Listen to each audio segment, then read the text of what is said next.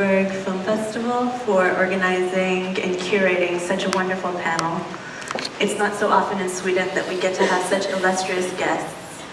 I think we need to expand our understanding of African film in general, but also specifically Nollywood and beyond, which is the title of this panel. I'm going to start first by introducing everybody on stage and then discussing a little bit about the history of Nigerian cinema and move into the new wave, and then we can take some questions. Does that sound good for everybody? Yes. At the end there we have one of, I would say, Nigerian cinema's most famous directors, Mr. Biyi Bandele, who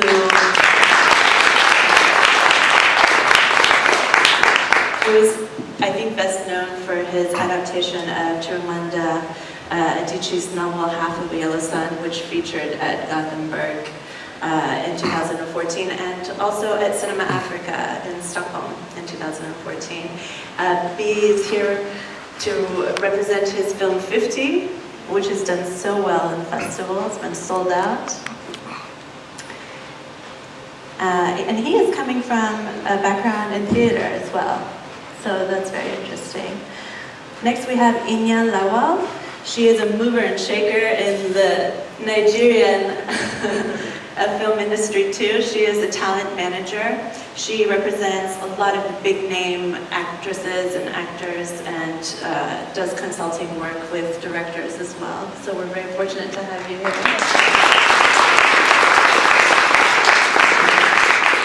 Justine Powell is Senior Vice President at Iroko. How many of you know Iroko by show of hands?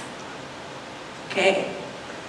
It is the largest online platform VOD for Nigerian Nollywood films. So she has a lot to say about distribution. We're going to ask her specifically on that topic. And then CJ Obasi is, I would say, one of the newest and brightest stars of Nigerian New Wave cinema. His film O-Town is being featured in this festival right now to sold out venues. And I think that he is someone to watch for sure in the future, so we have to keep an eye on this guy.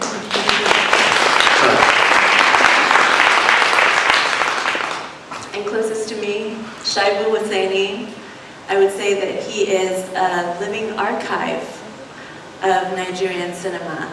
Ask him anything, and he knows the answer.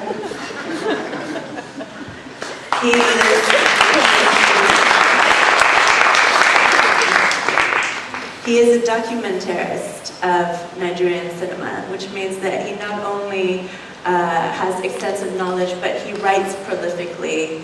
He has major contacts in the film industry around the world, so he's constantly traveling, representing Nigerian cinema. And he was once a professional dancer.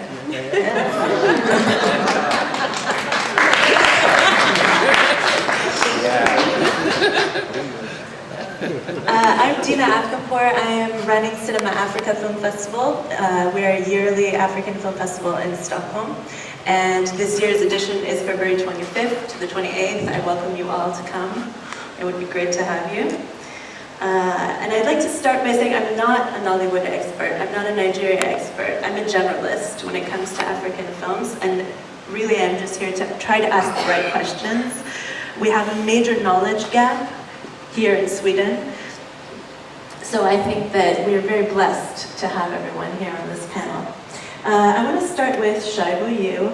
Please take us through the early days of Nigerian cinema, especially post-independence, the 1970s, films by Hubert Ogunde, Adeyemi Afolayan, Jabado. Let's start there. All right, thank you so much, and it's a pleasure to be here and a privilege to be on this panel. And talking about cinema in Nigeria, of course our colonial masters handed us the film office when they left, and after they left, we converted that office to the Nigerian Film Office, and we had some early sets of practitioners who worked with the colonial masters who had to be sent up to Ghana and to the UK for training. And by the time they came back, the Nigerian film industry took off around the 70s, when we had practitioners like Lawal, Chief Eduboma, the late Chief Hubert Ogunbi, and Adelov, Kunle Afolayan's father. So they made films on the bigger gauge, that is on celluloid, in the 70s. And these films were widely shown in Nigeria. They also took the films around and were very popular. And interestingly, some of these films even traveled to big festivals abroad. But as they continued, things got very bad, because back there in Nigeria, we didn't have studios to produce the film. So most of the time after shooting, they have to go to the UK and to America to edit and then to get the film processed. So when economy dipped in the country, there was this structural adjustment program that was introduced by the military, and it affected foreign exchange. It was difficult for them to raise money to go to process celluloid films abroad. So it dropped. At the time they started, in the 70s, we were making up to 4 celluloid films in a year. We were making up to 6 or 5 celluloid films in a year. But by the 90s, when the economy got so very bad, the number dropped to about 1 celluloid film in a year, because you needed so much money to go and process the film.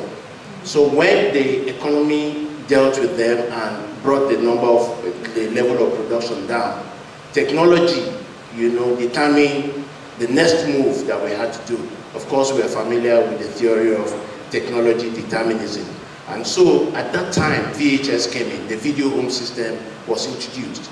So it meant also that people had to stay at home to watch films, but not celluloid films, because you have to reduce them to video to be able to watch at home. Now you're jumping ahead.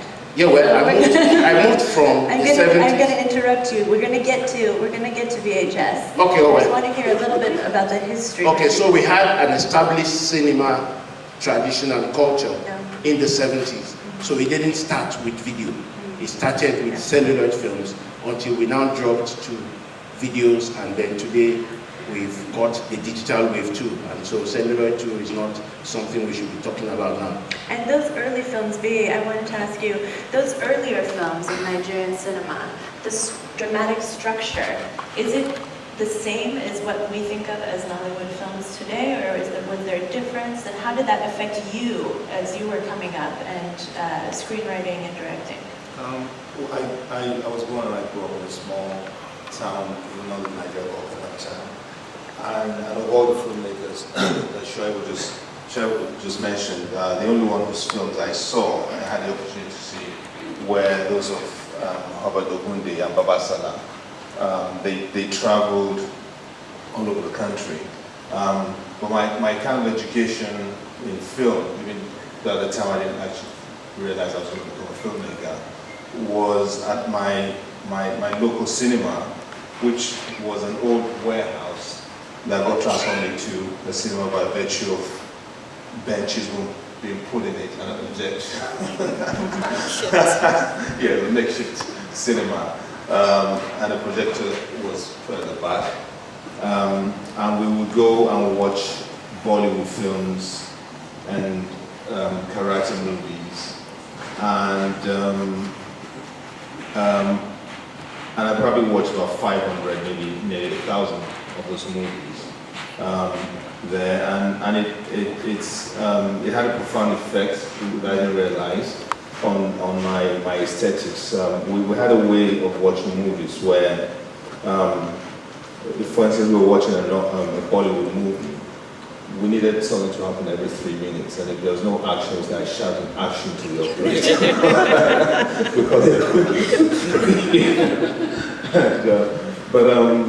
So my education as a filmmaker actually started with those films, and later on with American cowboy movies. And it wasn't until many years later when I was at university that I saw, for instance, a film by Eddie Uboma. and then I haven't seen anything by Lawal. I've been bugging his son, only, and unfortunately, I haven't seen any films by any of those veterans. Is that because there's not a print that's available? They were paranoid about piracy for good reason. Yeah. So it's very, very difficult to get hold of. And is there, I would ask you, Shaibu, is there any kind of national archive in Nigeria that where people can have access to these older celluloids or no? Well, that's the unfortunate part of the development of cinema movies in the country. We didn't take that part of the journey seriously. We have a national archive, but I can say that when you go there, perhaps the only thing that has been archived there is the building. You don't have those materials there. It's sad that you cannot find a print of some of those films that we saw and we all saw today, because we didn't think that it was possible to get those prints and keep them somewhere to make references to them. Some of them, like Chief Uboma claims that he has some of them in his room, but the last time I checked, I found out that you can't touch those films again because they were negatives and he kept them in a poor storage facility, and the things are so melted now that you cannot touch them. And I wept because these are things that we could have referenced. A lot of people thought that we started with video, but no, we had a cinema tradition. But how can you point to that without archiving? So we don't have a very serious archiving system, and it's unfortunate. I mean, not too long ago, we wanted to do a story, a documentary on Nigerian independence, and the folks at the TV station were still going to the UK to get footages to use, and it's sad. So we need to take that aspect very seriously, the aspect of archiving. Actually, let me just add a little thing. I think if we're talking about Nollywood, more than the 70s films, the biggest influence I think was TV, Nigerian TV. I was just going to ask that. So when did television enter the Nigerian culture and become popular? What happened? What was the effect of so many people watching television at that time? Oh, well, interestingly, television came in the 50s. The first television station was in 1959, and then it grew. But we also discovered that television did not support the growth of the other industries, because Nollywood would have been far, far better if television supported its growth. If television stations could commission works, and then by that way, once the commission works, you are sure that those works, you will meet them years after. But television was popular. A lot of people watched television up to the 90s. In fact, one of the ways by which Nollywood became very popular was television, because some of the early stars of Nollywood were famous faces on television, on some of those television programs like soaps and all that. So television, even up to today, television doesn't commission works, unlike in other parts of the world where you find a television station commissioning series, commissioning works, but now they don't do that. Yeah, but actually, I'm just going to add one thing. I think Nollywood actually came out of the ashes of Nigerian TV. It died completely in the 80s and 90s. It's come back now. But I think Nollywood would not exist if CJ, I wanted to ask you, since you are kind of the latest and brightest that we have in Nigerian cinema, who were your influences? What were you affected by when you were growing up, watching whatever, and how did that influence what you're doing today? Well, I remember it was, when you talk about Nigerian TV was quite diverse. I remember growing up, some of my favorite shows were, I used to have a show on TV called Hot Cash, popularly known as Willy Willy. It was very, very huge. It was watching. Why are you guys laughing? Yeah, because we all remember. I remember being really afraid. It's like horror for me. It's a horror kind of program. Okay.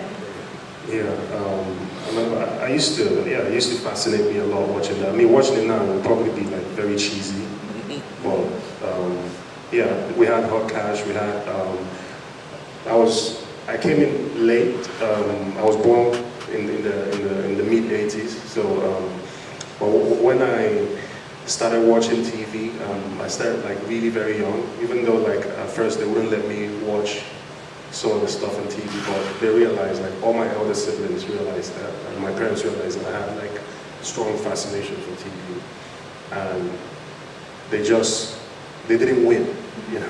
Eventually, they let me, you know, watch some of the late night programming. I remember on TV they used to have late night movies, and I think the first film I remember seeing, like the first feature film I can actually remember from, I think when I was 3 or 4, would be Sam Raimi's Evil Dead. And I remember because they used to play it like every Friday night, and they wouldn't let me watch. But you know, after bugging them for so long, they eventually let me watch. Okay. And I remember seeing it for the first time, and it wasn't really scary to me. It was more fascinating than scary. And I remember what was most appealing to me about the Evil Dead was because my elder siblings had built up this hype, you know, around it. Like, you know, like I'm gonna have nightmares if I see this. I'm gonna have, you know, I expected to see, you know, beasts and monsters. But I remember what fascinated me most about the Evil Dead was when I sat through to watch the entire film on our black and white TV. I didn't see a single monster, just the POV of, you know, this moving thing chasing people around the woods.